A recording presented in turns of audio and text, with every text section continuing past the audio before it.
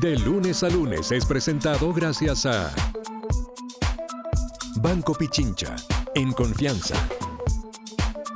Nuevo shampoo Regenex, tecnología regenerativa avanzada. Fundación ANA, belleza que transforma. Cámbiate a CNT con planes desde 12,99 masiva. Ecuador elige el futuro.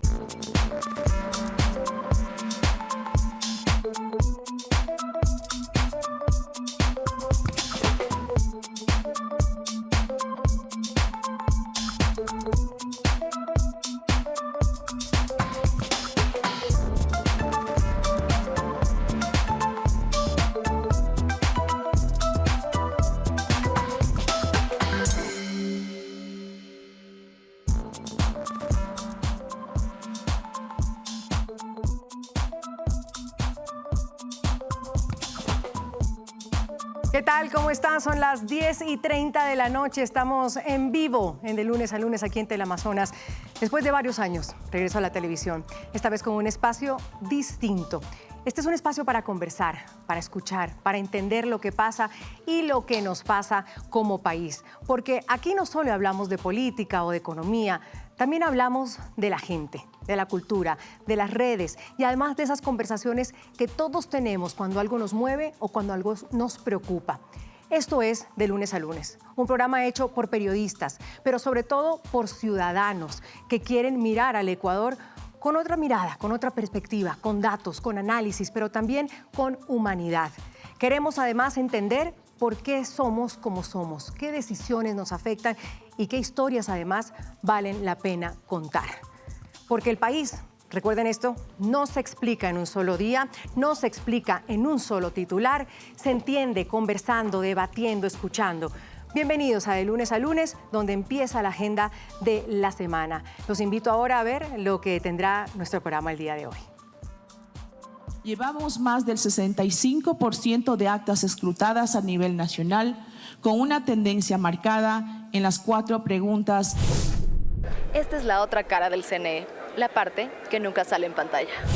¿Esperaba usted el resultado de la consulta? Sí, ¿Se lo sí. esperaba? Así es. ¿No le sorprendió? No, para nada. Nadie esperó. He visto gobiernos que prometen cambiarlo todo y terminan quedándose con todo. Refundar el país. Nadie puede prometerlo sin decir primero qué quiere cambiar, cómo y para quién. Lamento que en los 16 años que Kast estuvo como diputado, nadie recuerde una sola ley. Porque lo que tenemos que evitar, y también lo he mencionado, es la continuidad de este gobierno. Todos están mezclados en las diferentes celdas.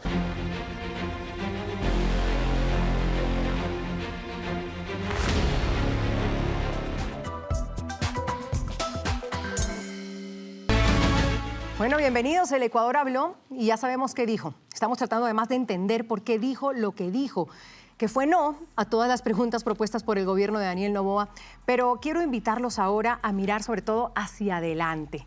Esos no, cómo los debe o los debería leer el gobierno y, ojo, cómo también debemos asumirlos los ciudadanos. En vivo estará, o el adelanto, con nosotros el presidente de la Asamblea Nacional, Nils Olsen, pero antes, esta bienvenida a este grupo de panelistas que estarán acompañándome de lunes a lunes, cada lunes. Bienvenidos y gracias por estar con nosotros. César Febres Cordero, qué jornada y además hay mucha noticia esta noche. ¿Cómo está usted? Buenas noches, Andrea, un gusto. Pensando todavía no solo en lo de ayer, sino en el estado en que muchos creo encontramos los colegios donde votamos. Vamos a hablar más adelante de eso. Señor Carlos de Tomaso, buenas noches. Buenas noches, y yo dejo de lado todo lo que pasa en el país para decir lo feliz que estoy de que estés de vuelta en la televisión nacional después de 17 años y que a nombre del equipo, bienvenida otra vez. Gracias, Carlos, muy amable. Natalie Pernet, ¿cómo estás? Andrea, muy contenta, y a mí la vida me ha enseñado que las crisis siempre son oportunidad, así que quiero ver con optimismo lo que ha sucedido en la jornada electoral. Ya veremos, eso le vamos a preguntar al señor Nils, sin duda alguna. ¿Qué sacan de esta derrota para algunos? Andrés Rodríguez, ¿qué tal? ¿Qué tal, Andrea? Buenas noches. ¿Cómo está usted también, extenuado? Contento y emocionado, primero por el inicio de este proyecto y segundo, con esas ganas de poder analizar hacia dónde va el Ecuador. No quedarnos ya en el pasado, no quedarnos en este shock, sino más bien ver qué se viene. Bueno, como estamos en vivo, 10:34, tenemos el reloj corre y aquí hemos tenido ya noticia, no sabe.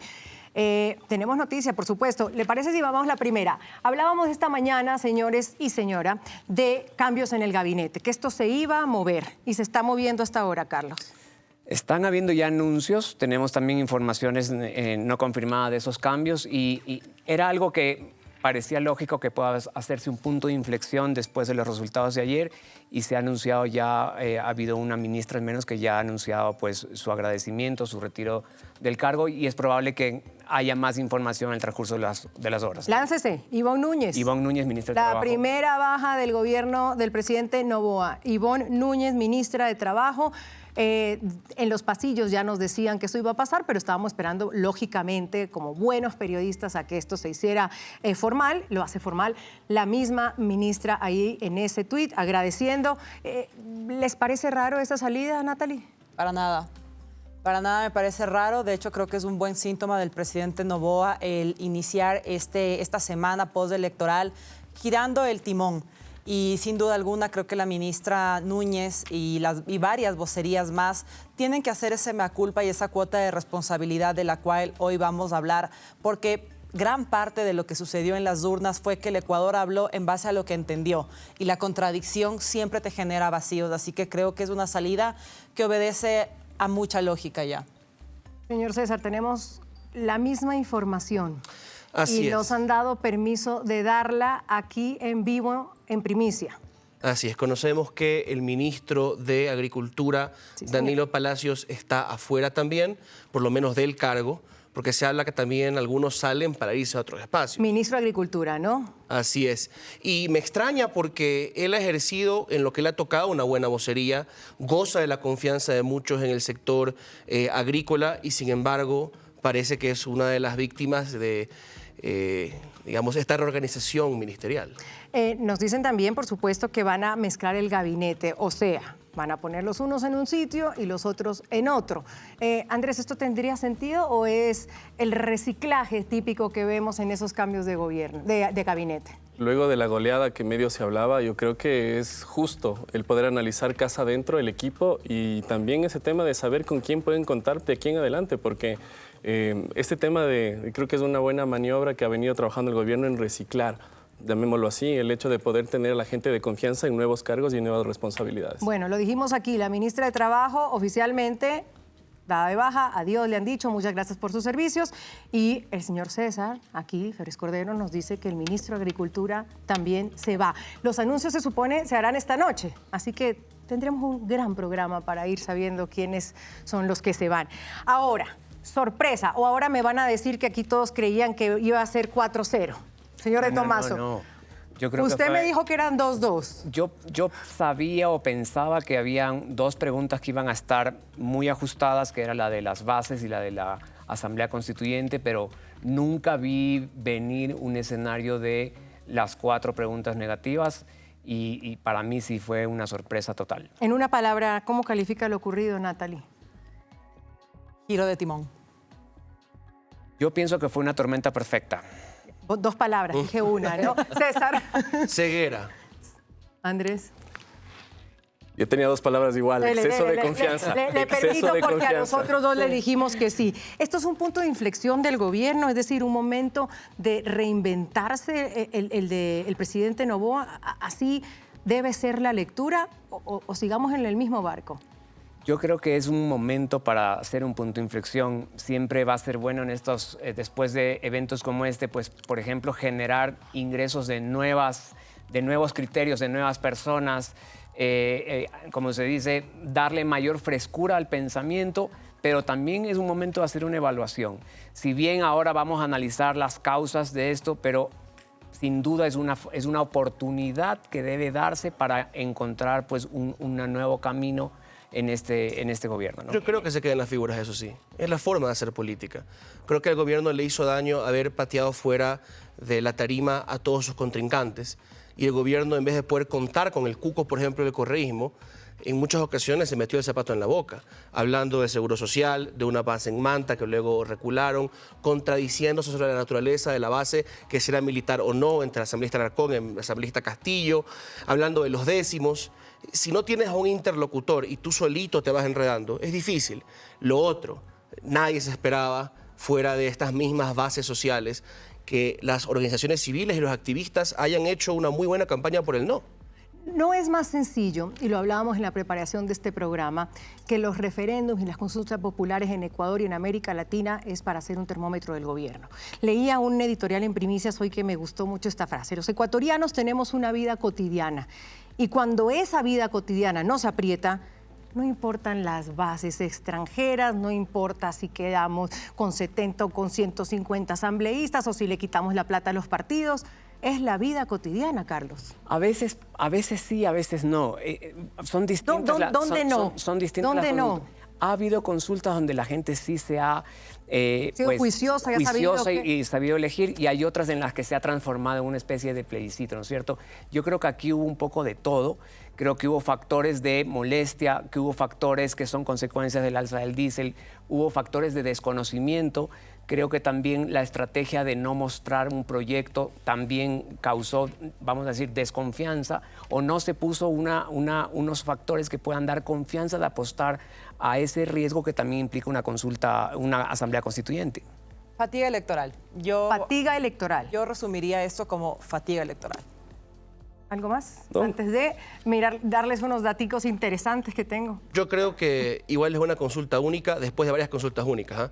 En el 23 buen punto. tuvimos el nivel más alto de nulo y blanco en la historia. Sí. En el 24 un ausentismo altísimo y ahora en el 25 un nivel de nulo y blanco bajísimo. Me voy. Alondra Enríquez aquí nos tiene más datos porque aquí después tenemos que hablar de eso. Encuestas, ¿no? Nos volvieron a fallar.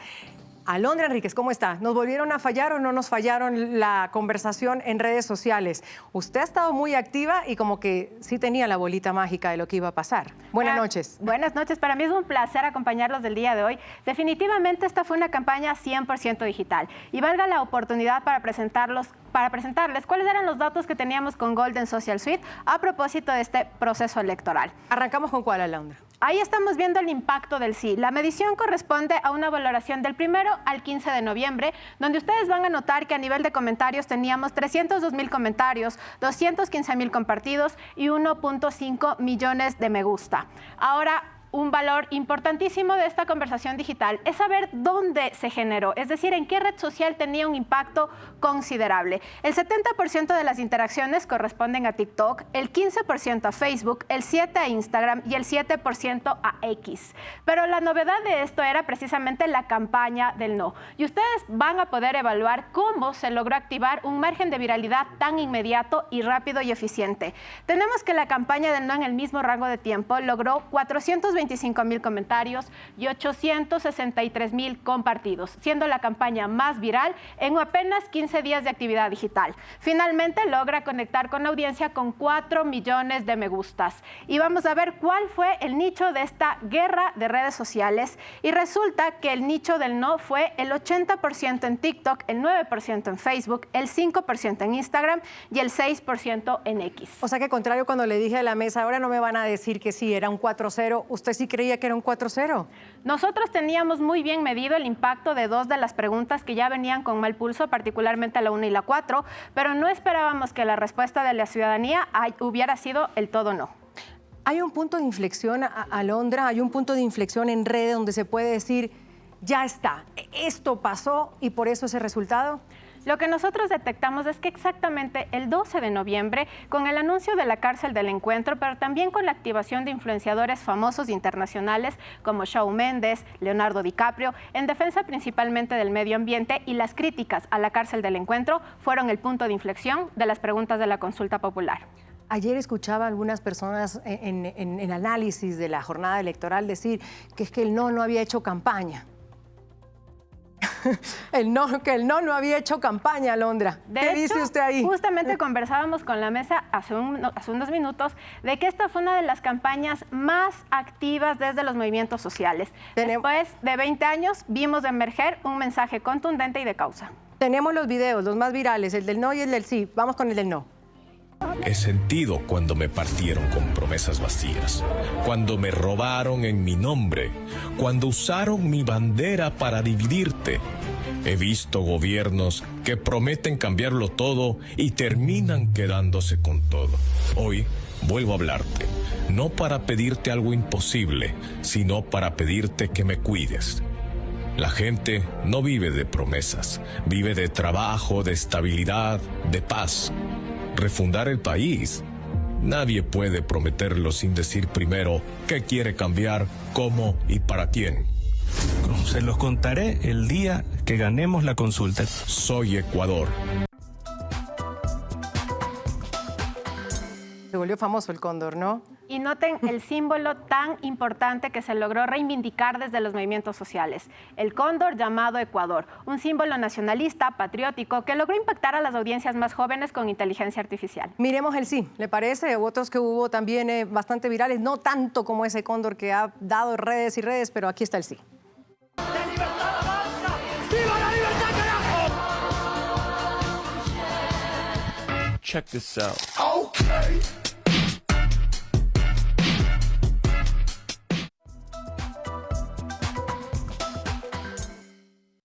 Quienes dicen, Alondra, que lo que pasa en redes sociales no se traduce en las urnas, ¿usted qué le puede decir, que es la experta en esos datos? Definitivamente los resultados de esta consulta confirman que hoy la digitalidad es del nicho de la posición política del Ecuador y América Latina. Nos vemos más tarde, ¿verdad? Porque me tiene más datos sobre todo lo que vamos a hablar aquí en el programa.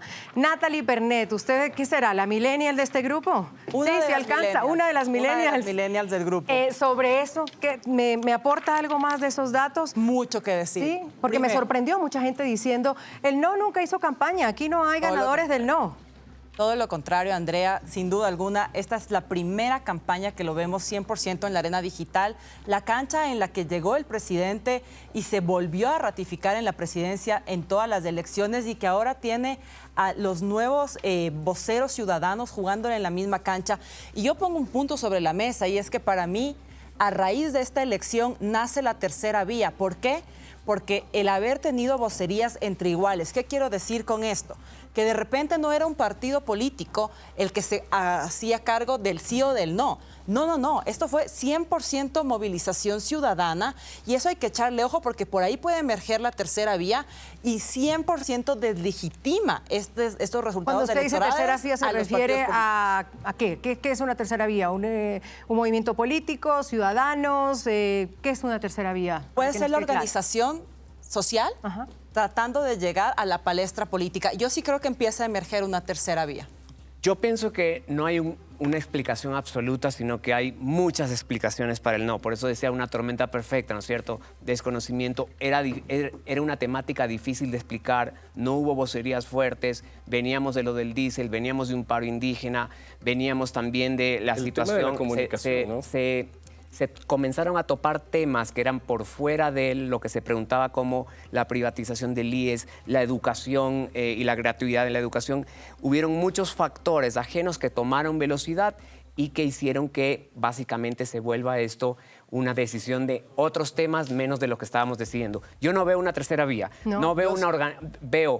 sí resalto la organización de los movimientos sociales, pero no organizados bajo un esquema para participar. Pero el tema de la comunicación yo creo que es un tema de evaluación interna porque al final el gobierno lo que hizo fue lanzar campañas, lanzar un montón de ideas de supuestamente a futuro, porque nada concreto como tal.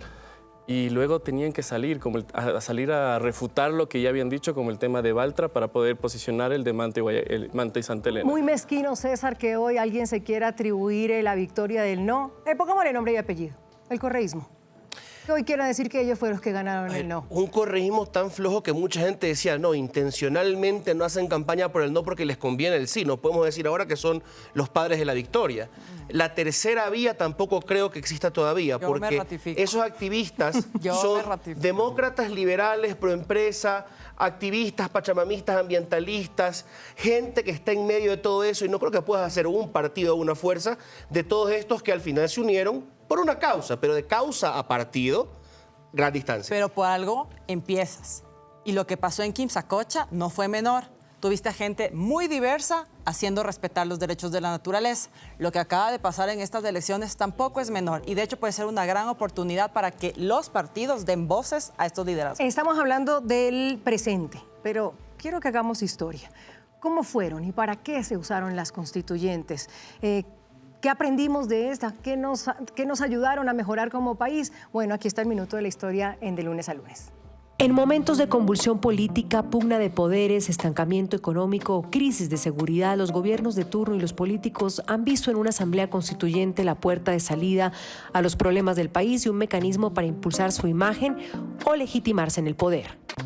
Desde que Ecuador fue independiente en 1830, 20 veces se ha intentado redefinir el país. El primer intento fue con Juan José Flores en 1843 con la denominada Carta de la Esclavitud, que otorgó amplios poderes a senadores y que permitió la reelección indefinida. 26 años después, Gabriel García Moreno repitió la fórmula, convocó una asamblea que redactó la Carta Negra de 1869 que impuso ser católico como requisito de ciudadanía. La constituyente de 1906, durante la presidencia de Eloy Alfaro, impuso un cambio estructural, la separación entre Iglesia y Estado, y marcó el inicio de un Estado laico y ruptura con el pasado. En 1946, José María Velasco Ibarra lideró un proceso que amplió derechos con la creación del contrato de trabajo, la jornada laboral de 8 horas y el salario mínimo. La Constitución del 1998, durante el gobierno interino de Fabián Alarcón, reconoció derechos colectivos para las nacionalidades indígenas y pueblo afroecuatoriano. El último gran proceso constituyente llegó en el 2007 bajo la figura de Rafael Correa. En Montecristi, la Revolución Ciudadana creó un Estado plurinacional y otorgó derechos a la naturaleza, pero también generó críticas por la concentración de poder en el Ejecutivo y la creación de un experimento llamado Consejo de Participación para designar a las autoridades, incluyendo al fiscal general, contralor, Consejo de la Judicatura. Hoy la intención del presidente Daniel Noboa de convocar a una nueva asamblea y redactar una constitución quedó frustrada con el rotundo no en la consulta popular.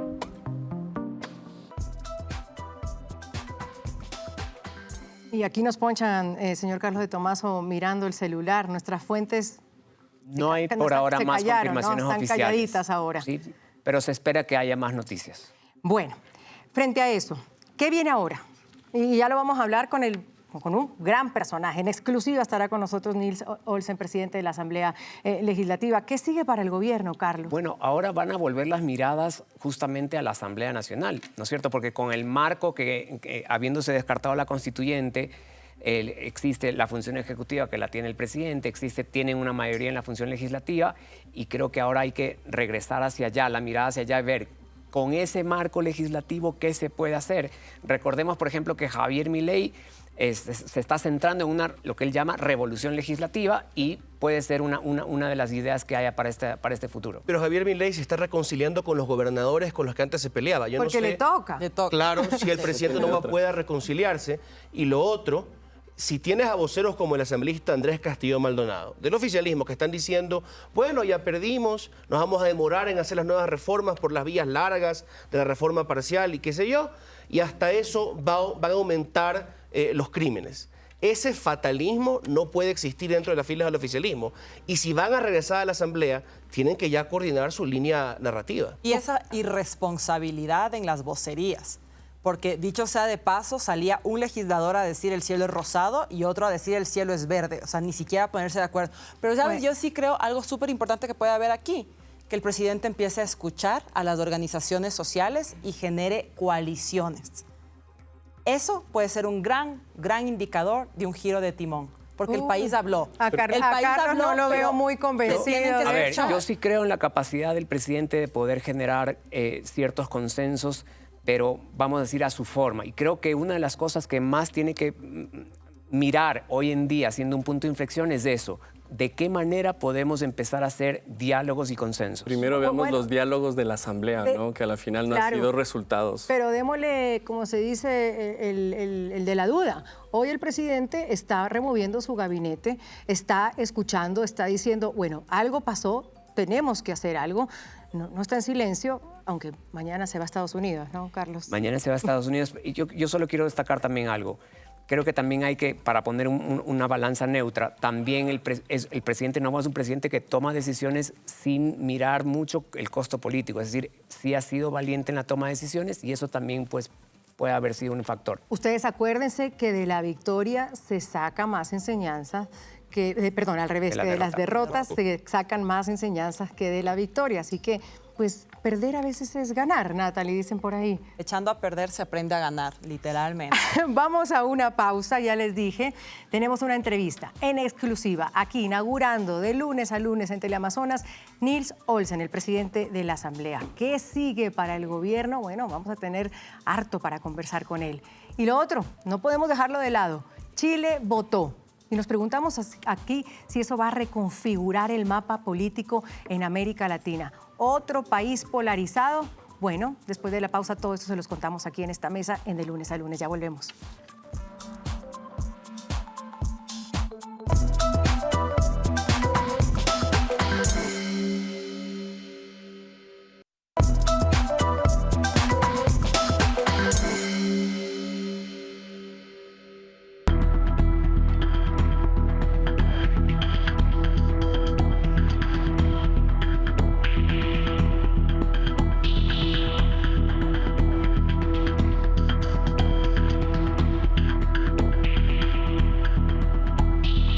Ayer votamos y hoy amanecimos. O bueno, al menos lo intentamos. Entre sonrisas, bostezos y el WhatsApp lleno de memes, salimos a medir la resaca electoral. ¿Esperaba usted el resultado de la consulta? Sí, ¿Se lo sí. esperaba? Así es. ¿No le sorprendió? No, para nada. Nadie esperaba. Yo creo que sí estaba previsto. Les soy muy honesta, pensé que iba a ganar el sí. ¿Sintió que el país votó lo que usted votó o igual estamos en realidades paralelas? No, yo creo que el país por primera vez o a los años está reaccionando y está razonando su voto. Yo creo que estamos en realidades paralelas. Votó como un voto castigo. Si usted tuviera que describir el resultado de ayer en una sola palabra, ¿cuál sería? Un fracaso. Reacción. Inesperado. Yo creo que es democracia. ¿Cree usted que es un triunfo para el país o es un castigo? No, es un triunfo, totalmente. Yo creo que perdió el país. No ganó nadie. ¿Se defendió la soberanía o seguimos sin saber quién manda en el país? Yo creo que seguimos sin saber quién manda en el país, la verdad. ¿De cuándo acá voy a permitir que tropas extranjeras estén mandando en mi país? La gente dijo no porque no quiere una nueva constitución o porque no confía en quién la iba a escribir. ¿Qué cree usted?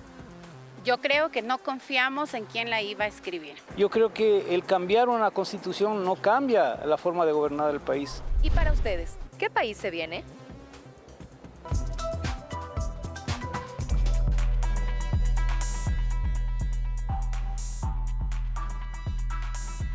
Bueno, lo anunciamos. Tenemos a Nils Olsen, presidente de la Asamblea Legislativa. Antes, ¿cómo va la tarea? ¿No? Sin confirmaciones. No, nada más. ¿Cómo va la tarea? No se mueve nada pero sin todavía. confirmaciones. Nos toca seguir preguntando, ¿no? Nos toca seguir preguntando. Nils, ¿cómo estás? Mucho gusto. Gracias Andrea, por muy bien. acompañarnos hoy. Bien, inaugurando este programa. Gracias. Y felicitaciones por el programa también. No, yo muy agradecida de tu tiempo. No supuesto. No son tiempos fáciles. Bueno, ¿cuándo han sido? Yo creo que cuando uno toma la decisión de entrar al servicio público, uno sabe que es cuesta arriba y que cuesta mucho lograr los objetivos. Pero cuando uno tiene muy claro el Ecuador que quiere, no importan los retos, uno ve hacia adelante, frente en alto y para adelante para resolver los temas que son tan importantes para todos los ecuatorianos. ¿Le toma a usted por sorpresa el resultado? Definitivamente sí, me toma por sorpresa, pero también preparado. Yo creo como proyecto político, cuando uno le hace una consulta a los ecuatorianos, uno tiene que estar preparado para los dos escenarios. Y en este caso, los ecuatorianos nos dijeron que quieren que sigamos gobernando, pero con las herramientas que tenemos, lo cual es completamente legítimo y aquí para mí lo más importante es saber interpretar adecuadamente, correctamente ese mensaje. Y acercarnos más a la gente, donde haya que rectificar, habrá que rectificar, y esto nos compromete aún más en seguir adelante. ¿Lo han tomado de vocero, presidente? Porque la reacción la vimos usted ayer en la noche, reaccionando con la presidenta de la bancada, con Valentina Centeno, y la reacción ha sido alrededor, sí, de aceptar los resultados, pero no de decir, porque se lo preguntaba incluso la periodista de Teleamazonas, que fue una derrota. ¿Por qué resistirse a considerarlo una derrota? Desde mi punto de vista no se está resistiendo a llamarlo una derrota. Yo creo que muchos ecuatorianos legítimamente, donde ven una derrota, lo que yo veo es un proyecto político con la capacidad de ser resiliente, un proyecto político el más joven del Ecuador que ha logrado sostener la gobernabilidad en el país, un proyecto político que no le tiembla la mano para tomar decisiones difíciles, un proyecto político que tiene la capacidad de rectificar y escuchar. Porque con las derrotas se aprende más que las victorias, diría yo. ¿Qué han aprendido en 24 horas? ¿Qué han aprendido? Aprendizajes creo que hay muchísimos. Desde mi puesto de la Asamblea Nacional he aprendido un montón de temas. Con los resultados de esta consulta popular, creo que la enseñanza que me llevo es que el camino nunca será fácil. Aquí hay que seguir trabajando, como lo dije anteriormente, con la frente en alto para conseguir los objetivos que nos hemos propuesto como proyecto político. Ahora, usted está muy sentado en eso, en la resiliencia, en qué hay que aprender, en qué hay que corregir.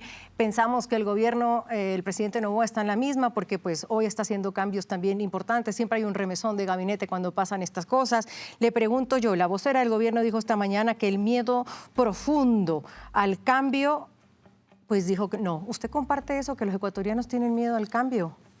Yo creo que los ecuatorianos confían en el gobierno, creo que el viento sigue soplando a nuestro favor. Lo único que nos han dicho los ecuatorianos es queremos que sigan trabajando con las herramientas. Y para mí no hay nada más democrático y puro de poder tomar estas decisiones con los ecuatorianos. Lo que hemos hecho con la consulta popular es abrir la cancha a los ecuatorianos y tratar de tomar decisiones juntos. Eso hacen los demócratas sin duda alguna, decir, como dijo el presidente ayer en su tuit, respetamos a los ecuatorianos, les preguntamos y aceptamos este resultado. ¿Qué viene ahora? Porque sin duda, y lo decía Carlos de Tomaso, los ojos vuelven a la Asamblea. ¿Cómo está el bloque, por ejemplo, de ustedes, sobre todo después del paro? Porque ustedes tenían una mayoría que iba y venía. ¿Quedó muy golpeado ese bloque? No ha quedado bloqueado, justamente... golpeado.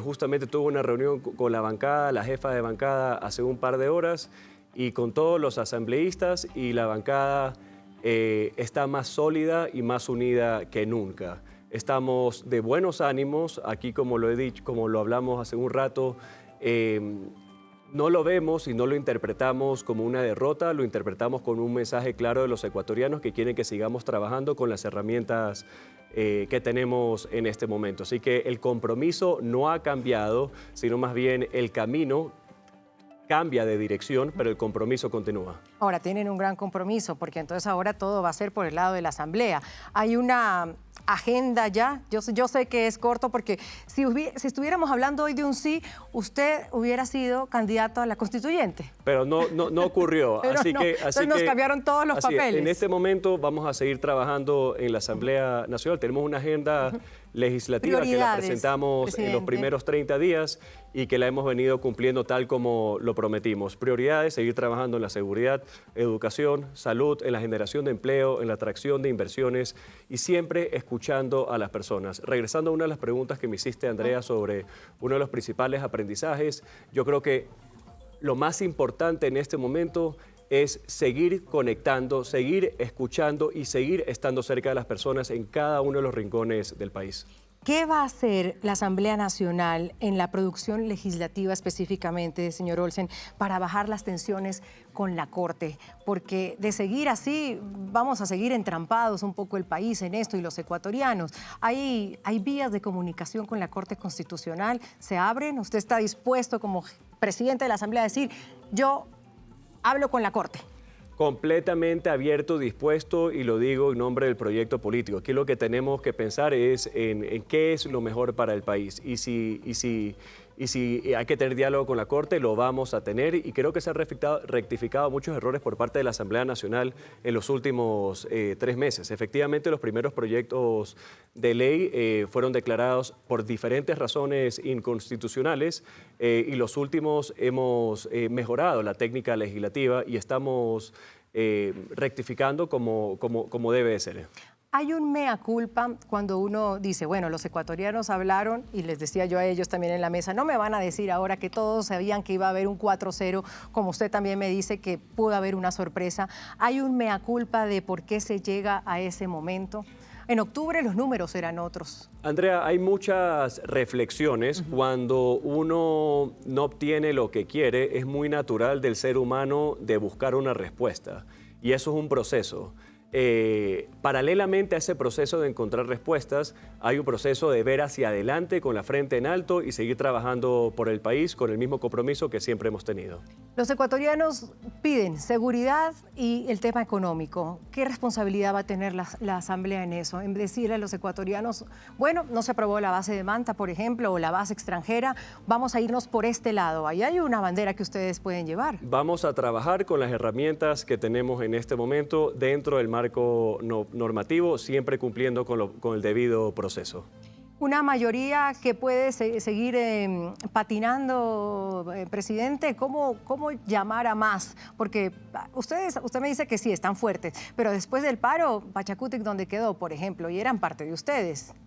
Bueno, dependiendo de cada una de las votaciones, pero yo te puedo asegurar, Andrea, que la mayoría dentro de la Asamblea se mantiene sólida. Eso no ha cambiado. Un mensaje para los ecuatorianos, señor Olsen, que hoy se levantan diciendo, bueno, votamos no, una gran parte, porque también hay que ver que el promedio de las del sí fue alrededor del 36, 37, que más o menos también corresponde a la aceptación del gobierno, que no es una aceptación nada mala, lógicamente, hay que leerla así, pero uno gobierna para todos. Entonces, un mensaje a esos ecuatorianos que dijeron, no, esta vez no. Esta vez no. Bueno, este proyecto político tiene la capacidad de escuchar, de rectificar. Es un proyecto político resiliente y que tiene la capacidad de reinventarse. Donde haya que corregir, vamos a corregir y lo que estamos haciendo bien lo vamos a fortalecer. Seguimos comprometidos con todos los ecuatorianos para poder cumplir con todos los compromisos que tenemos con ustedes. ¿Qué oportunidad ven en esto? Muchas. Siempre hay oportunidades. Justamente hace poco escuché que la política es el arte de las oportunidades y oportunidades hay que aprovecharlas y que los ecuatorianos sepan cómo este proyecto político responde cuando los resultados no son los que esperábamos. Nils Olsen es presidente de la Asamblea Legislativa en exclusiva, aquí en De Lunes a Lunes, inaugurando este programa en Teleamazonas, explicándonos qué viene para el país y sobre todo mirando hacia adentro y hacia adelante. Gracias, señor Olsen, por esta oportunidad y espero verlo nuevamente. Bienvenido acá. Muchas gracias, Andrea, por este espacio y por la invitación. Ha sido un placer. Me voy a mi mesa, lo dejo. Muchas gracias. Gracias. Señores, ¿cómo les fue? ¿Cómo lo escucharon al presidente de la Asamblea? Mirando hacia adelante, un gobierno resiliente que escucha. Carlos. Bueno, creo que esa es una de las cosas que se debe hacer, justamente es volver a mirar ya lo pasado y hay que mirar con qué herramientas te quedaste después de lo sucedido ayer y esas herramientas sin duda son la capacidad de generar leyes que puedan pues permitir cumplir los objetivos de gobierno dentro del marco también constitucional que tenemos y que fue el que quedó. Pero, Carlos, ¿cuáles son los objetivos del gobierno? A mí yo, en cambio, me quedo preocupado ahorita con la intervención del presidente de la Asamblea porque, de igual manera, trata temas muy generales del empleo, la salud, la educación, la seguridad, pero es igual que en el tema de la consulta, para el tema de la constituyente. ¿Cuál es el objetivo que se quería con ese proyecto? ¿Cuáles son esos resultados que quisiera el ecuatoriano entender? Que yo creo que es una de las razones por el tema de los resultados que tuvimos. Bueno, alguien puede decir, espérense. Déjenlo respirar. Yo creo que es un reto. Yo creo que es un reto enorme. Están saliendo de un 4-0, ¿no, Natalie? Déjenlos respirar. ¿No? Sí y no. Porque para empezar me encantó la frase del presidente de la Asamblea que dice que la política es el arte de las oportunidades. Y yo creo que esto puede ser una oportunidad de oro porque el país habló, pero lo que necesitamos saber es si se le va a escuchar. Y creo también, y aquí sí voy a meterle un poquito el picante, ¿qué va a hacer? La sal. Si es que a los legisladores se les pudiera remover, como se están haciendo los cambios de gabinete, es decir, si no tuvieran elección popular, ¿cuántos quedarían en la bancada? Creo que este es un gran ejercicio también para que a varios legisladores les digan, Que vayan a leer la Constitución. Pero las preguntas de ayer dijeron quédense. O sea, dijeron no. Ya se fue. No, señores. Orden. Y ya se fue el presidente de la Asamblea, entonces ahí se lanza esa, ¿no? No, Nils es un caballero, un señor. Pero lamentablemente en su bloque no todos tienen esa misma calidad, al igual que en la pseudo-oposición. Lo han lanzado al ruedo de vocero y ahí va, César. Pero la presión para sacar a un asambleísta debería venir de los votantes. Y yo creo que eso nos da la oportunidad para entrar al tema de que para cambiar el país no necesariamente tienes que cambiar la Constitución. Vayan otra vez al Código de la Democracia, dennos distritos unipersonales, que sepamos todos quién es nuestro asambleísta, que lo tengamos más cerca y que podamos tocarle la puerta en la central del movimiento o ir por las redes hacia el liderazgo del partido y decir, el de mi distrito no me gusta. Y que eso no necesitas cambiar la Constitución para eso. Me encanta que Carlos de Tomaso yo respiro respira profundo. Porque a mí me dolió ayer que hayamos perdido esa oportunidad. En cambio, vivo el mundo constitucional. Estoy convencido que habían que hacer cambios súper importantes que no lo puedes hacer a nivel de legislación. Era una oportunidad que se estaba esperando hace mucho tiempo para, por ejemplo, cambiar la composición de la judicatura o volver a regular las garantías jurisdiccionales, el tema de inversión extranjera. Y entonces, sí, te queda hoy en día lo que puedes hacer a nivel legislativo, pero también quiero decir con todas las palabras que perdimos una gran oportunidad porque a lo mejor no se entendió la importancia que tenía lo que estábamos votando. Pero, Carlos, la importancia que quieren los ecuatorianos es trabajo, es más bien lo del día a día. Y yo creo que ese discurso no se lo mandó, que qué puede venir a futuro con el cambio de Constitución. Hacia adelante. Nos toca ahorita patear el balón, hacia adelante. Señor César, habíamos dicho que se iba a agricultura, ¿no? ¿Sabe quién lo va a reemplazar? El exministro de Economía, Juan Carlos Vega Malo. ¿Por qué va adelante y no me dice? No. Juan Carlos Vega sube con la misión de transformar el campo ecuatoriano, sale en algunos pero lugares. Yo no tengo la confirmación. A mí me lo confirmaron, ya lo tengo. Aquí nos vamos a ir conociendo ustedes. Yo soy, en cambio, súper... A mí me pueden decir, aquí estamos viendo. Yo acabo de poner súper confirmado, me dicen sí. Y cuando me dicen sí, puedo decirlo sí, entonces lo estamos diciendo. Porque tenemos un par de nombres que todavía no se pueden decir. Y nosotros somos muy respetuosos de las fuentes. Juan Carlos Vega, un ministro serio, pero no sé si para agricultura. ¿Y por qué salió de Economía?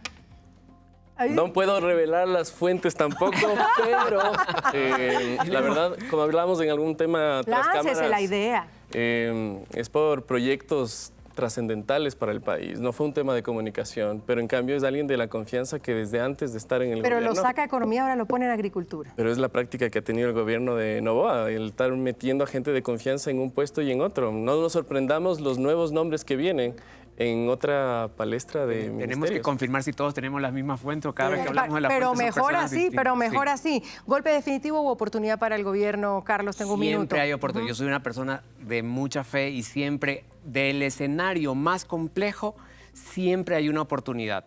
Y siempre si se la sabe leer. Siempre hay una oportunidad si se la sabe leer. Bueno, vamos a ver la lectura de cómo se sienten los ecuatorianos el día después. Hablábamos de... ¿Quién le decía? El chuchaqui electoral, ¿no? Pero que aquí también en redes sabemos qué pasa el día después. Alondra, hay ciudades identificadas primero donde más se habla en redes sociales, en TikTok y sobre todo también en el uso de la inteligencia artificial. Cuénteme cómo es ese mapa. Estamos viendo ya en tiempo real cómo estuvo la conversación postelectoral, ¿no? ¿Cuántas interacciones se movieron? Estamos arrancando con Pichincha con 1.3 millones de interacciones, Guayas con 2.3 millones de interacciones y Azuay con 382,000 interacciones. Quiere decir que esta dinámica de centralizar la participación política tiene una entera conexión con la participación digital. Del centro a la periferia se ha arrastrado el mensaje electoral. A continuación lo que vamos a ver es cómo está el estado anímico de la audiencia digital y estos datos van a evidenciar que la participación, sobre todo de incertidumbre, no ha disminuido, ¿no? Tenemos 329,000 interacciones con el emoji de incertidumbre. No se sabe qué va a suceder, que era parte de lo que se discutía el día de hoy con el panel. Cuénteme de dónde son esos datos, de cuándo más bien son esos datos. Esto corresponde a una valoración de las últimas horas postelectorales, es decir, desde el día de ayer a las 6 de la tarde, con corte hace pocos minutos aquí en tiempo real, midiendo con Golden Social Suite la importancia importancia de las reacciones por emojis. Y finalmente quisiera cerrar con el optimismo, ¿no? Con la alegría. 347,000 interacciones es lo que hemos registrado en esta jornada postelectoral. ¿Por qué siguen tan enojados? Hemos visto que muchas de las críticas se han elevado a propósito de esta discusión sobre la legitimidad de los movimientos sociales y la negativa también al gobierno nacional. Aquí tenemos datos, mapas, infografía y comparamos, que es importante saber dónde estamos, dónde estuvimos y dónde vamos a estar. Por eso, Alondra, cuénteme, ánimo del ecuatoriano. Aquí vamos a comparar lo que usted me acaba de decir, que es el día después de hoy, de noviembre 17, a la segunda vuelta presidencial del 2025. ¿Cómo cambió eso? Lo primero que ustedes van a notar es que en esta ocasión hubo un empoderamiento mucho más fuerte de la audiencia digital versus lo que teníamos en el chuchaqui electoral de la segunda vuelta del 2025. Pichincha ha logrado 334,000 interacciones, Guayas ocupa el primer lugar con 405,000 interacciones y Azuay con 64,000 interacciones. Es decir, en ese momento la segunda vuelta probablemente generaba un estado anímico, digamos, de certeza frente al resultado que finalmente obtuvimos. Por eso la participación política fue bastante reducida. Pero el estado anímico también nos va a dar unos insumos. ¿Participaron más los ecuatorianos en este día en después esta en esta elección que en la de esa segunda vuelta, además? En la conversación digital, por supuesto, exacto, el debate elevó muchísimo la participación por comentarios de interacciones en las distintas redes sociales. Lo que estamos viendo aquí es cómo en cambio estuvo el estado anímico, donde ahí sí vemos que sobre todo la interacción de los me gustas fue mucho más representativa. Y tenemos que alrededor, en términos de alegría y optimismo, 1.5 millones de interacciones fueron las que se registraron, 1.3 millones de todavía algo de escepticismo y neutralidad, y finalmente 654,000 me molesta o me enojas. ¿Por qué sucedió que en la segunda vuelta particularmente tenemos un registro de alegría y optimismo? Porque precisamente el presidente Daniel Noboa significaba un cambio en la dinámica política y la transformación del país, lo que elevó sobre todo los likes. ¿Cuál es la diferencia entre el 1 y el 2 entonces? En el caso particularmente de esta nueva revisión que nosotros hemos hecho es que a nivel de comentarios hubo mayor incidencia, es decir, la gente conversó más sobre los resultados. Sin embargo, a nivel de likes, en ese momento hubo mayor participación en apoyo al presidente Daniel Noboa. Cuando a mí me dicen, ay, es que estos datos no están libres de pauta, ahí están los bots, el contra, ¿qué dice usted, Alondra? ¿Cuál es la rectificación a eso? La aclaración. Como lo habíamos ya comentado, desde Golden hacemos estudios con metodologías propias donde presentamos a la audiencia datos totalmente limpios y tratados para poder eliminar eso que podría generar ruido, y ya lo probamos hace un momento cuando vimos la data de lo que se decía de la consulta popular cuando el no brillaba. ¿Algo más para cerrar, Alondra? Creo que ya ha quedado muy claro que definitivamente la participación de las redes sociales hoy son cruciales a la hora de tomar decisiones políticas y escuchar la exigencia de la ciudadanía. Aquí estamos hablando solo de las elecciones, pero hay un pico importante que usted encontró, fue cuando hablamos de la cárcel del encuentro en esos datos. Y uno de los términos, por ejemplo, a propósito de la cárcel del encuentro y de la exposición de esta obra, fue precisamente el tema del concepto humillación, que fue utilizado 2.400 veces, a propósito no solo de la exposición del expresidente Jorge Glass, sino de un discurso interesantísimo sobre derechos humanos. ¿Hasta qué punto este tipo de instituciones pueden vulnerar la legitimidad de los derechos de los PPLs? Y esa fue una de las grandes novedades que detectamos en la conversación en redes. ¿Hay cómo saber números, rango de edades ahí, Alondra?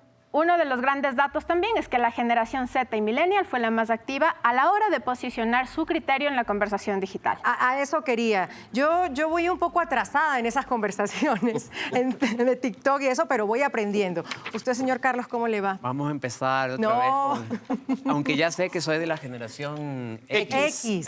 Eso aprendí en todos, así que muy importantísimo. Natalie, que está más en eso, al final está traducido el humor del ecuatoriano el día después. Me llama la atención de una consulta popular a una presidencial, ¿no? Bueno, y también entender que a la final, yo insisto, cuando hubieron tantas vocerías que se activaron desde diversos lugares ciudadanos, es decir, que se homologa, se vuelve parejo, por así decirlo, a nuestra audiencia, alguien que no es un actor político me está hablando de problemas que a mí también me suceden, hago espejo. En consecuencia, no se genera ese rechazo que el actor político per se tienen la ciudadanía y creo que por ahí puede haber un gran camino para empezar justamente a abrir el camino de los consensos desde los actores políticos. Si algo nos queda claro de esta elección y con lo que acabamos de ver en el humor ecuatoriano es que la clase política es la que termina deslegitimada con los resultados electorales y que están pidiendo urgentemente ser escuchados. Sin querer ser banales, César, ¿es TikTok el gran vencedor de esta campaña electoral? No, quienes están detrás del TikTok, de nuevo, demostraron muchos actores sociales que no estaban en la pista de los grandes políticos, del análisis, que podían ellos organizarse con pocos recursos, que podían llegar a la gente, que podían hacerla sentir algo. Y yo creo que hay una correlación, o podríamos explorar, deberíamos explorar la correlación entre el bajísimo nivel de nulo y blanco en una elección sin polarización, correísmo-anticorreísmo, porque no está el correísmo en la palestra, con esa participación de la gente en redes sociales. Sí. Se subió el ánimo, se calentó el ánimo, pero no fue simplemente TikTok, porque el TikTok a veces lo identificamos con un mensaje muy superficial. Fue toda una estructura bien pensada de activistas ahí. Cierro este debate. Una palabra para cerrar este debate, señor Andrés. Las redes sociales marcan el futuro del país. Las redes sociales dificultan a las encuestas ser precisos. Natalie. No más encuestas, por favor. Y señor César. Que deberíamos igual, aunque el mundo no vaya para allá, regresar también a la vida en las calles, a lo físico, a otra forma de hacer política. Era una palabra, ¿no? Y lo dice el más jovencito de esta mesa. ¿Qué les parece? Les propongo otro tema porque no podemos dejar de mirar el continente. Vamos a pasar a Chile, justamente hubo elecciones el 16 de noviembre también. Queda un país dividido y les muestro un trabajo que he hecho de lunes a lunes para saber cómo quedó el país después de estas elecciones. Habrá segunda vuelta en Chile. Chile fue a las urnas. El país llegó a esa cita con el peso de años de frustración política y una polarización entre la izquierda y la derecha. Después de 2 procesos constituyentes fallidos, ambos rechazados en las urnas, Chile enfrentó una elección marcada por el desgaste del gobierno de Gabriel Boric. Boric, que llegó al poder con la promesa de transformar el país tras el estallido social del 2019, ve en Jara, que llegó a la segunda vuelta, la continuación de proyecto político en medio de problemas económicos, políticos y de seguridad que pueden ser capitalizados por el segundo finalista, Kast. ¿Hay una gran sorpresa en el escenario electoral? La respuesta está en 2 polos ideológicos que reflejan la realidad del país. La derecha radical, encabezada por José Antonio Kast, y el bloque de izquierda cercano al oficialismo y al Partido Comunista a la cabeza de Janet Jara. Jara, con 26,8% de los votos, y Kast, con el 24%, se medirán en segunda vuelta por la presidencia el próximo 14 de diciembre. El tercer candidato con más apoyos fue Franco Parisi. Sus votos serán clave para que Jara pueda competir por la presidencia. Mientras que Kast ha hecho un llamamiento a la derecha de Evelyn Matei y de Johannes Kaiser, quienes han mostrado su apoyo. El 18 de diciembre, en la segunda vuelta, se definirá el rumbo de Chile y podría reconfigurar el mapa político de América Latina. Si la derecha avanza, marcará sin duda un giro regional.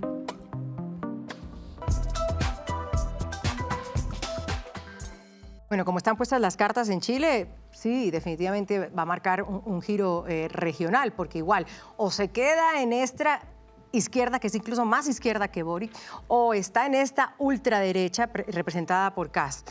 Una sorpresa, señor Andrés, Parisi, que se cuela en tercero, ni lo habíamos visto por ahí, ¿no? Que la alegría sí llegue. El eslogan de alguien que no estaba ni siquiera mapeado en el tema de las encuestas. Y a mí me llama la atención, en Chile sí atinan al resultado electoral y aquí no. Ahí el tema de las encuestas electorales. No, el 30% para Jara y luego le daban a Kast. Pero Natalie tiene un punto. No salía Parisi, acuérdense que hablamos de Kaiser de tercero. En los 2 importantes de la segunda vuelta. Díganos por qué, déjenlo hablar. No, atinó. Yo dejo sobre la mesa el hecho de que allá por lo menos tienen una cercanía a los resultados reales. Y llama la atención el tema de Parisi, de que no estaba mapeado. Yo creo que las ideas y justo parte de lo que había trabajado en su propuesta hacia los ciudadanos en Chile, que acordémonos, viene de una línea de izquierda que ya están cansados hasta en el tema económico, ya están preocupados. La mayoría de chilenos en esa línea, y por eso propone eliminación y baja del IVA, propone rebaja del impuesto a los combustibles, propone zona franja y también igual un incentivo al tema de créditos. Por tanto, se da cuenta de que el lineamiento es hacia el lado económico. No digo ni bueno ni malo, pero qué personaje interesante, Franco Parisi.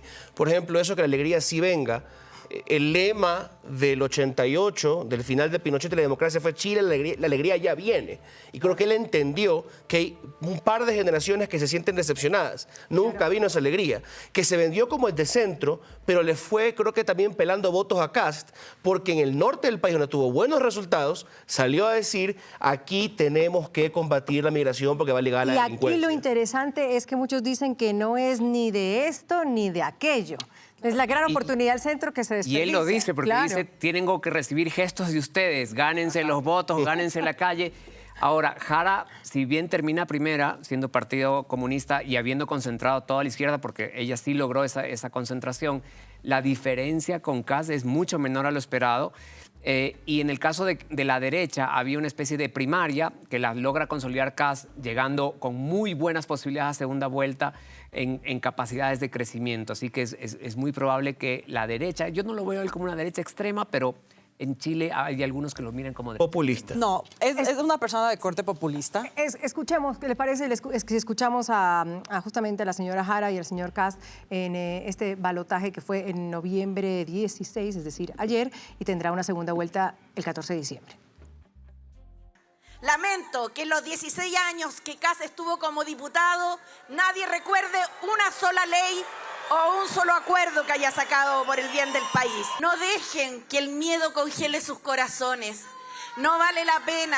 Al miedo hay que combatirlo dándole más seguridad a las familias, no inventando soluciones imaginarias en cabezas que de un segundo para otro se le ocurre una idea más radical que la siguiente.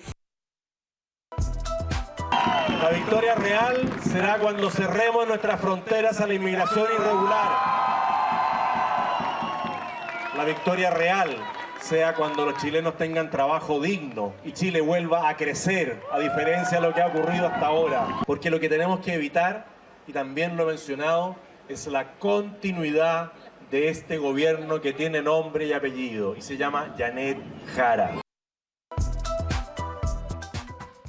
Vamos cerrando este debate. Natalie, ¿tiene una conclusión? Que la gobernabilidad en Chile es la que se va a poner difícil. ¿Por qué? Porque ahorita la derecha acumula 76 diputados de 155, es decir, tendría una mayoría simple, y los 13 diputados de Parisi serían básicamente la joya de la corona en la gobernabilidad chilena. Carlos, 10 segundos. Hay un fenómeno mundial en la agenda política que es delincuencia y migración, y en Chile está pasando eso. Vamos a una pausa aquí en De Lunes a Lunes. Después vamos a hablar de cárceles y seguridad. ¿Eso significa más cárceles, más seguridad?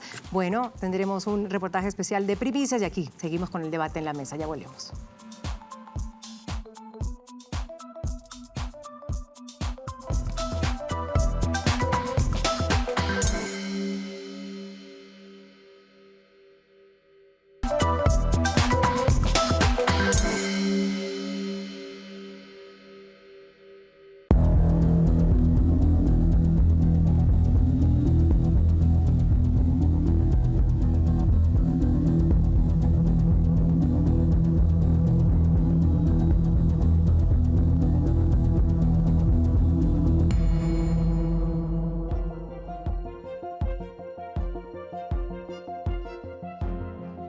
Y 36 de la noche estamos en vivo.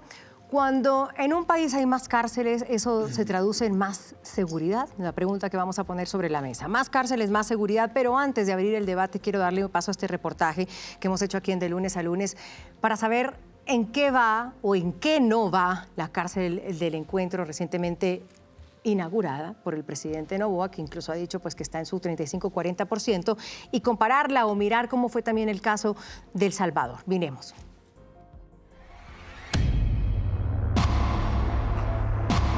Con el traslado de los primeros 300 presos a la cárcel de máxima seguridad del Encuentro en Santa Elena, el presidente Daniel Noboa veía materializada parte de la promesa que hizo hace cerca de 2 años. Hoy presento los diseños aprobados para la realización de los centros de privación de libertad en Pastaza y Santa Elena. Y aunque este hecho y detalles como la ubicación, extensión, distribución, capacidad y la tecnología con la que cuenta la nueva cárcel son de dominio público, hay otros que no conocemos. En abril de este año, los ministros del Interior y Defensa John Reinberg y Giancarlo Lofredo visitaron la icónica cárcel del Secot en El Salvador, con el objetivo de conocer su modelo a detalle y de esta manera replicarlo en la cárcel del Encuentro. Conversamos con un experto abogado y criminólogo salvadoreño para saber si previo a la inauguración del CECOT existían las mismas dudas que hoy hay en torno a la cárcel del Encuentro. La ubicación exacta también era desconocida. Cuando fue construido, sí. Ahí fue secreto. Según declaraciones del presidente Daniel Noboa, en el Encuentro todos los presos están juntos, es decir, no hay distinción o separación por tipos de delitos. Pero en El Salvador, ¿funciona igual? Se separó lo que eran estos peligrosos individuos que son los de las maras principalmente y cualquier otro que venga parecido. Por eso nosotros pudimos tener aquí recluidos a los del Tren de Aragua. Se dividen a los más peligrosos para allá. Y luego en los demás centros penales, como les repito, son 10 los que existen. Estos centros penales van acogiendo según la peligrosidad. Imágenes como estas, muy similares, si no idénticas a las difundidas por el gobierno de Nayib Bukele, han sido publicadas en redes sociales como una estrategia de las autoridades ecuatorianas. Pero en El Salvador, ¿funcionó realmente esta táctica? Cuando lo llevan de esa manera con boxer, lo llevan descalzo, lo llevan sin nada, lo llevan recién rapados. ¿Para qué? Para que sea más fácil la requisa que hacen al entrar. ¿Ha dado resultado? Ha dado resultado definitivamente.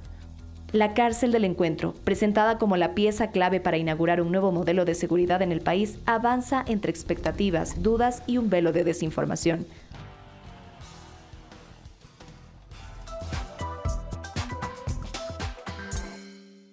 Y sí, sin duda hay dudas, pero pues el gobierno tiene ese reto de replantearse incluso cómo va a ser ahora el tema de seguridad cuando los ecuatorianos lo que necesitan es justamente, Carlos de Tomaso, acciones, cosas que pasen, que sean tocables, tangenciales. ¿Y por qué se lo pregunto? Porque si perdió...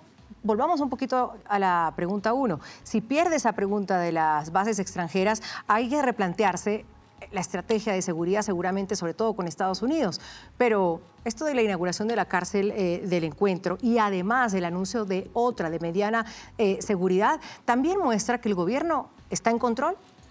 A ver, muestra que es un factor. La seguridad es una suma de factores. Sin duda, las cárceles es un factor importante porque desde las cárceles se ha claramente demostrado que se ordena el cometimiento de delitos, hay un problema de hacinamiento, hay una necesidad de aislamiento importante a los cabecillas, pero nunca debemos también olvidar que hay un tema humano que tampoco debe dejar de ser mirado y que pues con estas nuevas infraestructuras hay que establecer también el cumplimiento de los estándares de derechos humanos. Sí, César. Yo creo que necesitamos una administración carcelaria especializada y no politizada para poder administrar estas nuevas cárceles. Yo creo que el gobierno tiene que entender que la manera en que las ha implementado les ha traído un costo político, porque en la parroquia Simón Bolívar, donde está la cárcel del Encuentro, pierden peor que en el resto del cantón y la provincia. En la parroquia Anconcinto, donde han dicho que pondrán la de máxima seguridad, también tienen bajos números. Yo creo que si no hay una profesionalización y un mejor plan, y si hacen una cárcel de 15.000 personas en Anconcito, sin entender que el CECOT de El Salvador tienen 3 bandas bien controladas y acá tenemos 30 y pico, y sin entender que 15.000 reos serían casi la mitad de la población carcelaria, no vamos a ningún lado. Escuchemos al ministro Reinberg, que sin duda ha sido también un protagonista, estuvo en España, entiendo que iba a traer casi que a Pipo en el avión, que fue el último cabecilla que tomaron preso pues, en España, y ha sido un protagonista importante del tema de seguridad. Escuchémoslo. Tenemos 5 pabellones, los cuales están hechos para 160 privados de la libertad cada uno. Cuenta con todas las seguridades tecnológicas. Son celdas de 4 personas en las cuales con lista hemos puesto un chonero, un lobo, un tiguerón y todos están mezclados en las diferentes celdas. Es por eso el rapado de cabello que ustedes vieron que le hicimos a todos. Aquí todos son iguales. Aquí son fulano tal, el prisionero número tal. Punto. Más claro, Natalie Pernet, empieza a tomar forma. A ver, hay una cosita que no quiero dejar escapar porque tú hiciste hincapié en la pregunta de las bases militares y creo que es importante que la ciudadanía sepa que eso no exime al Ecuador de poder tener acuerdos de cooperación. De hecho, tenemos 3 que son vigentes. Entonces, creo que eso sí es importante dejarle saber a toda nuestra audiencia porque no significa que la cooperación internacional y militar no va a llegar. sí puede todavía tener una vía. Uno, eso. Y dos, sin duda alguna tiene un efecto de disuasión el tema de generarles a todos los personas privadas de libertad la misma condición de un reo más. Sin duda alguna, esa disuasión tiene que transformarse en acción, porque no solamente va a ser cuestión de cárceles. Números y datos tenemos con nuestra periodista de Primicias, a la que le damos la bienvenida. Tenemos esta alianza, por supuesto, con ese portal súper importante, Primicias, que tiene estos reportajes de investigación, editoriales. Evelyn Pacheco nos acompaña. Evelyn, ¿cómo estás? Buenas noches. Buenas noches, Andrea. Soy Evelyn Tapia, de Primicias. Muchas gracias por este espacio que nos han dado. Perdóname por el apellido. Evelyn Tapia, sí, señor. La cárcel del encuentro. Ustedes, como periodistas, se metieron, hurgaron los números. ¿Qué encontraron?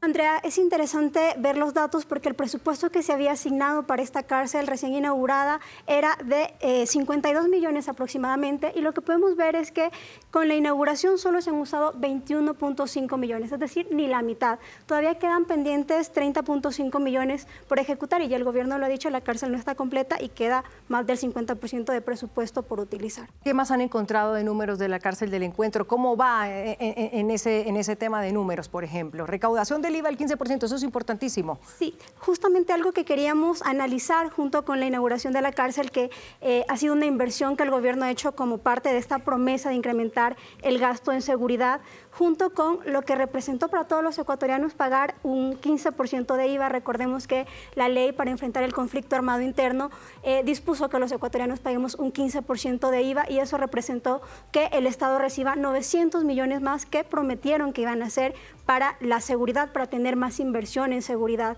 Y en lo que va de 2025 también tenemos un incremento de más o menos 700 millones de dólares que se suman al presupuesto y que debieron ir a gasto en seguridad, que fue lo que prometió el gobierno. Y la gente se pregunta, bueno, nos subieron el IVA, iba a ir a seguridad, ¿podemos estar los ecuatorianos tranquilos que se tradujo en eso?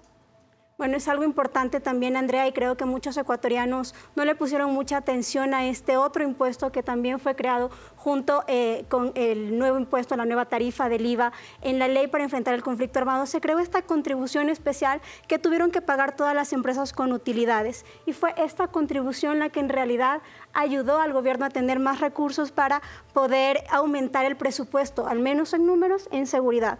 Vemos que en 2024 la recaudación de la contribución temporal de seguridad fue de 332 millones y en 2025 más o menos de 330 millones, y son datos que se equiparan o se parecen mucho a lo que el gobierno muestra como incremento en gasto en seguridad en los mismos años. 306 millones en 2024 y 365 millones al menos en lo que va de 2025, Andrea. ¿Qué más nos trae, Evelyn? Andrea, también importante analizar que este aumento de recursos para el gobierno debió traducirse en una reducción de la violencia, que es lo que prometió y lo que esperamos todos los ecuatorianos, pero podemos ver que 2025 se encamina ya a ser uno de los años más violentos del país, y las cifras lo muestran. En 2024, 4.940 muertes entre enero y septiembre, y en el mismo periodo de enero a septiembre de 2025 son 6.797 muertes, Andrea, un 37% de aumento. Podemos ver que la promesa de más seguridad al menos pues no se ha cumplido, con lo que hemos pagado más impuestos, tanto empresas como personas. Evelyn Tapia. Evelyn, gracias, de Primicias nos acompañaba en esta noche. Muy amable, gracias por esos reportajes, gracias. Eso es que yo no quería hacer aguafiesta, fue Evelyn la que dice, pese a todo lo que hay de seguridad, 2025 apunta a ser el año más violento en la historia del país. Yo no lo digo, estaba en los números. Es un crecimiento, ahí de cerca del 40% del tema de homicidios intencionales. O sea, es decir, estamos aumentando la inversión en gastos de seguridad, estamos haciendo las construcciones de las cárceles, pero va a ser el año donde más homicidios tenemos. Y claro, comparando con la estrategia de El Salvador que mencionábamos en el espacio, ellos bajaron de 2.300 a 114 en menos de 4 años. Nosotros en menos de 4 años estamos pasando de 2.000 a cerca de 7.000 homicidios. Por tanto, más cárceles, más seguridad. No, la verdad es que no. Usted decía, Carlos, sí, pero me quedé ahí. Las inversiones en seguridad no solamente no va a tener un efecto inmediato en la disminución de cifras, porque también hay políticas sociales que se construyen a largo plazo, y eso también es importante decirlo, ¿no? También tiene que ir hacia allá la línea, invertir mucho en lo social. Cerramos, señores. Primicia, ¿alguien más tiene algo para mí? ¿Hemos seguido mirando nuestras redes? ¿No? No.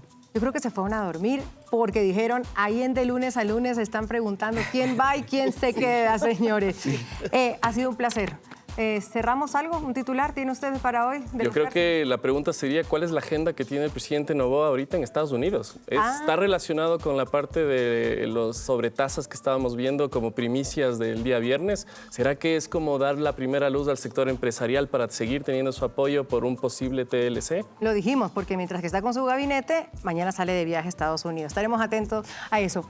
Gracias, solamente gracias por esto. Nos vemos el próximo lunes aquí en De Lunes a Lunes en vivo por Teleamazona. Un placer haber compartido con ustedes. Un placer. Buenas noches.